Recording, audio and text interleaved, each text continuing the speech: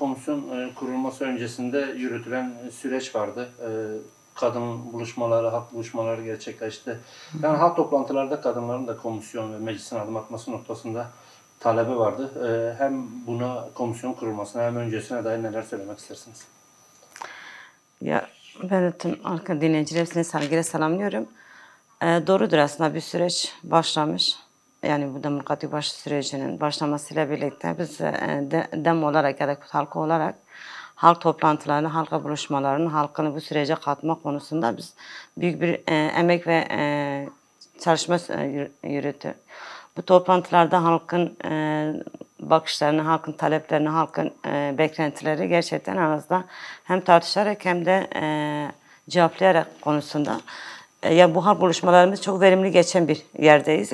Özellikle kadın boyutunda mesela de hani kadın arkadaşların, kadın toplumu nerede bütün mücadelede bugüne buraya kadar gelen bir mücadele vardır.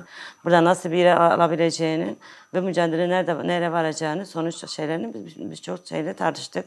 Halkın içinde de gelen sorular vardır. İşte hem kadının üzerindeki o şiddet boyutundaki hem de kadın mücadelesini ne kadar önce yapabileceğini hem de ne kadar kendi öne çıkabileceğini bazı talepleri vardı. Yani bu sürecinin kadın boyutuna, kadın üstüne gidileceğini birçok yerlerde de kadın aktivistlerin bir programlar yapıldı, kongreler yapıldı, toplantılar yapıldı. Ama halkın nezdindeki biraz daha gerçekten bir tereddüt var. Halktan büyük bir beklenti var. Bu süreç konusundan barış sürecinde aynı zamanda da bir tereddüt de var, bir kaygı da vardı. Bu kaygı nedir? Diyelim ki Kürt hareketi tarafından, yani Kürt tarafındaki şeyinden alınan atımlarını devlet tarafından, sistem tarafından cevapsız kalmasını ve sadece bir zaman oyalanmasıyla birlikte geçmesini bu bir kaygı vericidir. Nihayetinde 3, 4, 5, 6 aydan sonra bir komisyon kuruldu. Komisyonun da adı konuldu. Komisyon şartı vardır. Yani bu konudaki kadın mücadelesine kadınlar da bunun için hem öncülük yapmak hem toplumda hem de programlarda ya da bu komisyona nasıl bir talepte bulunacak ya da nasıl öneri sunulacak da bu kadar önümüzdeki süreçlerde de sorularımız, cevaplarımız olacak ve komisyona bazı önerilerimiz olur yani. Biz bu şekilde devam ederiz onu. Emine Cennet, sorunun çözümü bağlamında yani devam eden bir süreç var. Komisyonda kuruldu ama komisyonun kadın kotasını nasıl değerlendiriyorsunuz? Hareketi en azından 2 tane somut adım atıldı. İki süreçlerden büyük bir tarihi bir fedakarlık yaptı. Özellikle de en son silahların yakılmasıyla birlikte tarihe hem bir not düşme hem de insanlara bir ders verme aslında. Bu kapitalizm sistemine karşı yeni bir sürecin, yeni bir modelin ortaya çıkması aslında diyebiliriz. Bu da mesela Besi Hozat. Besi Hozat'ın arkadaşının öncülüğünden gelişen, kadınların öncülüğünden gelişen bir süreçtir. Yani biraz daha bu mücadelenin, toplumsal hareketlerin gerçekten sadece iki ayakın üzerine gidilmesi gerektiği. Mesela diyelim ki siyasetin tek bir renkle gitmesi gerekmiyor. Tek bir zihniyetle gitmesi gerekmiyor. Kadının da şu anda burada bir renk, bir zihniyete gitmesi gerekiyor. Ve bu Kürt siyasetinin üzerine öncülük eden bir yerdedir. Bugün komisyona baktığımızda mesela diyelim ki evet dem olarak dört tane üye vermişler. 2 kadın, 2 erkek. Ama diğer partilere baktığımızda yani her birisine 2-3 tane kadın var. Bu kadınların da acaba bu sistem için ne kadar güç sahibi olabilir ya da ne kadar yürütücü olabilir? Bu konudaki mesela diyelim ki Demle ve Kürt hareketi, Kürt siyasetinin değil mi, toplumda bir örnekte bir öncülüktür. Ama kadın konusunda da bir öncülüktür. Bu konudaki mesela diyelim ki 52 yıllık bir mücadeledir. Bir mücadele konusundan Kürt kadının öncülük ettiği Orta Doğu'da ve Türkiye sahasında hala diyelim ki çevre mesela diyelim ki evet devlet senin şimdiye kadar bir düşmanlıkla seninle birlikte geliyordu. Devlet senin üstüne geliyordu. Ama günümüzdeki artık nihayetine gelmişler ki bir toplumsal barışın, bir toplumsal inşanın birlikte olmamız gerektiğinin bu konudaki diyelim karşı taraftaki kadın sistemine ne kadar bizimle birlikte yürüyebileceğini ya da onları ne kadar katabileceğini, ne kadar örgütleyebileceğini bu da bizim sorunumuzdandır. Kadının sorumluluğu bugüne kadar 1, 2, 3 sorumluluk oldu. Çünkü hem kendini örgütleyecek hem çevredekini demokrat kesmede örgütleyecek ve aynı zamanda karşıdaki olan kadına da örgütleyecek ve süreci dahil etmek zorundadır. Şimdi komisyona baktığımızda bildiğim kadar sadece 12 tane kadın var mı ya da yok mu? İkisi de DBP'den. Mesela diyelim AKP'de bu bilen bir tane kadınları var, milletvekili Zengin. O komisyondadır. CHP'de bir iki kişi de vardı. Diğerleri şu anda tam net değildir. Çünkü isimleri çok... Çünkü zihniyet eğer sadece eril zihniyet giderse ve şu anda bu komisyona ben baktığımda ki eril zihniyet üzerine gider. Arkadaşlar böyle devlet aklıyla ve devlet mantığıyla bu zihniyet, bu komisyonun kurulmasıyla. Bu komisyona eğer devlet aklıyla, devlet zihniyetiyle gidilirse buna deriz ki evet eril zihniyet buna hakimdir. Toplumsal zihniyet buna hakim değildir. Yani bu bir komisyonu, bir toplumsal sorunu halletmek gerekirken ya da ele almak ya da mücadele ederken ya da onun çözümüne vardırırken toplumun tüm dinamiklerini büyük temelinden biri de kadın olması gerekiyor. Çünkü kadın hem toplumun nabzının hem mücadelenin nabzının hem gerçekten hak ve hukukun gerçekten birlikte ayırt edebileceği bir yerdeyiz. Bu konudaki kadın mücadelesi ve kadının en azından görüş belirtme konusunda en önemli noktalardan biridir. Çünkü kadının biraz daha o duygusal boyutundaki gerçekten hakkaniyete soruna yaklaşmasının, hakkaniyete sorunu tespit etmesini ya da hakkaniyet dayanasına tespit edilmesi gerekir. Çünkü bugüne kadar gelen mücadelenin az bedel ödenmemiş, az kayıplar ödenmemiş, az acılar çekilmemiş ve en çok da acı çeken annelerdir ve kadınlardır. Bu kadının acının nasıl bilincini çıkartması ve nasıl bilince öncülük edebileceğinin farkında olması gerekir. Onun için bu komisyondan çoğunluğun kadın olması gerekir. Eşit temsiliyetin tekrardan olması gerekirken maalesef karşımızdaki zihniyetler hala bu kadın mücadelesindeki daha da onun farkında değil ve bunun şeysine değil. Tekrardan bu komisyondaki yer alan kesimlerin de arkadaşlar da belirtti. Biraz gerçekten devletin aklı daha hakim olabildiğini. Umarım diyoruz ya, umarım bu olmaması gerekirken ama maalesef şimdi diyorum ki biz karşımızdaki devlet sistemi de tanıyoruz, kendimizi de tanıyoruz. Ama bunun böyle olmaması gerekiyor. Gerçekten bu komisyon ya da bir şey yapmak istiyorsa uzun vadeli olması gerekirken bu 50-52 yıllık özellikle PKK mücadelesinin bugüne kadar gelmesini de ve bu mücadele sürecinde yaşanan acıların ve yaşanan sorunların tek tek tespit edilmesini, bunu tekrar edilmemesi gerekirken bunu iyi bir araştırması ve iyi bir sonuca olması gerekir.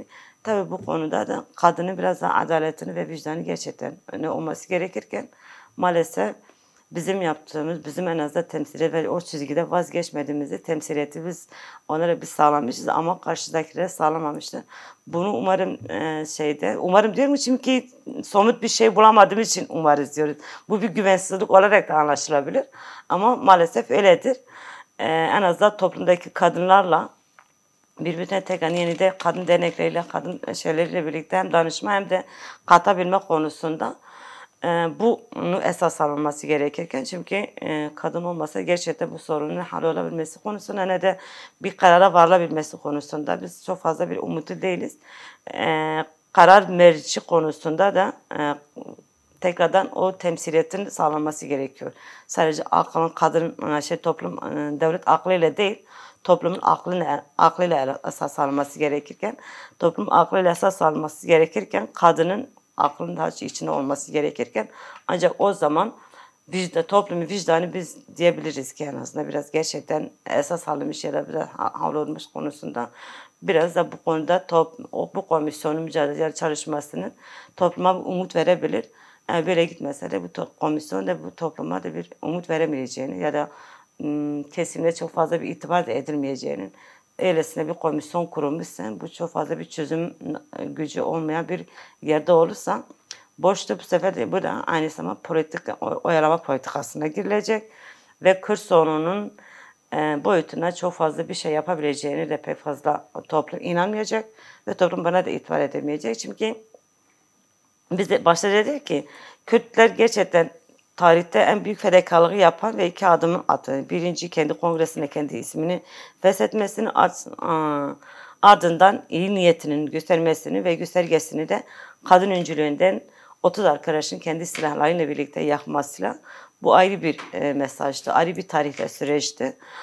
Politikalara geçeni çok anlamlı ve çok içerik dolu olan yorulması gerekirken ama bugünümüzde bu komisyonun kurulmasını ve bu yasaların değişmesi konusundan devlet tarafından çok böyle hafife alınan yaklaşımları, çok böyle çok fazla o ciddiyeti insan göremediği için, insan o ciddiyeti görülemediği için de çok fazla topluma da bir umut verilemiyor ve toplum gidikçe özellikle Kürt toplumu diyelim çok fazla bir itibarları ve çok güveni de yoktur. Zaten her halk toplantılarında da insanların sorduğu yani halkın sorduğu sorular biz bu devlete güvenmiyoruz. Bu güveni nasıl siz güveniyorsunuz, bu sorunu nasıl teslim edebiliyorsunuz? Bu konuda gerçekten bu güvensizliğini yaratması konusunda devletin biraz daha hem gerçekten Kürt sorunu konusunda biraz daha somut ve gerçekten doyurucu cümlelerin kullanılması gerekir ve doyurucu adımların atılması gerekirken toplum da ve Kürt toplumu da buna inanması gerekirken bu konuda komisyonun en büyük rolünü ve bu konuda kadının ruhunu, kadının öncülüğünü gerçekten bu eşitlik temsiliyetinin komisyonda esas alınması gerekirken yani bugüne kadar olmasa da sadece 51 kişiden 12'si kadın çok yetersiz ve bu bizim anlayışımız yani Kürt toplumun anlayışı ve Kürt mücadelesi anlayışı değildir. Bu konuda bu bir eleştiridir. Yani kadın olarak da bu bir eleştirimizdir. Eşit temsiliyeti komisyona sağlanmaması büyük bir eleştiri ve bir yetersizliktir. Umarım bunu daha sonraki tartışmalarda ya da programlarda kadınları katarak biraz daha güçlü düşünceleri esas alarak Yani illaki konuşacağız. olması gerekiyor. Burada bir virgül bırakıp Mehmet Arkadaş'a döneyim. Sizce kadın örgütlerinin bu komisyona dahil olması neden önemli? Çünkü baktığımız zaman açıklamalarda işte komisyona diğer sivil toplum örgütleri, kadın örgütleri, kanaat önderlerinin de katılması önerisi vardı. Siyasi partiler getirebilir denildi. Yani kadın örgütleri de bu komisyona nasıl dahil olmalı? Yani birçok yani toplumda birçok kadın var en azından hem yazarları var, akademisyenler var, siyaset medyası var. Kadınların birçoğunun sivil toplum örgütleriyle, dernek başkanları, dernekçileriyle bu kadınlar hepsi en azından toplumun birer parçası ve toplumda yer almak isteyenin toplumun öncülüğünü yapabileceği şeydir. Komisyonda yer alması gerekir çünkü biz başta da söyledik dedik ki biz siyasetin yani bir sorunun tek bir renkle gidilmeyeceğinin, onun ise eri zihniyetinin eğer hakim olursa bu sefer kadının tekrardan aynı sorunları yaşayacağımız, aynı katliamla karşı karşıya kalacağımız, aynı şiddete karşı karşılayacağımız, aynı psikolojik şiddete gene üstümüze gelecek. Onun için tüm toplumun mesela kadınların hepsinin hangi kesimde olursa fark etmiyor. Sonuçta bir toplumsal uzlaşıdır ve bir toplumsal barışın inşa etmesi ve bu toplumsal barışı ve toplumsal inşa etmesi sürecinde de toplumun tüm parçalarındaki kadınlar da içine girmesi gerekiyor.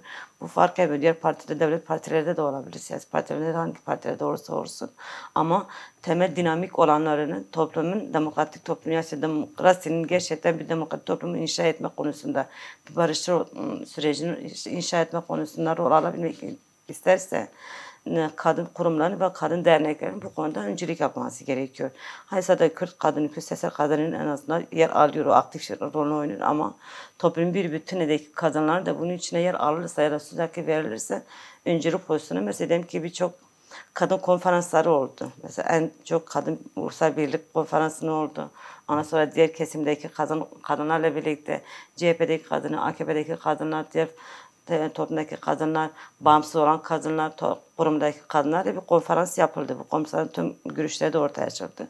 Onun için dedik ki toplumsal uzlaşı sürecinin başlamasıyla birlikte herkesin katılmak gerekiyor ve bu konudan bu komisyonun kadının rengiyle biraz güçlendirilmezse çok fazla bir sonucu çıkabileceğini inanmıyoruz çünkü dedik ya toplum yani bu komisyonun tek bir devletin nezdinde devletin kontrolü olursa o zaman çok fazla bir ciddiyetini de göremeyecekler.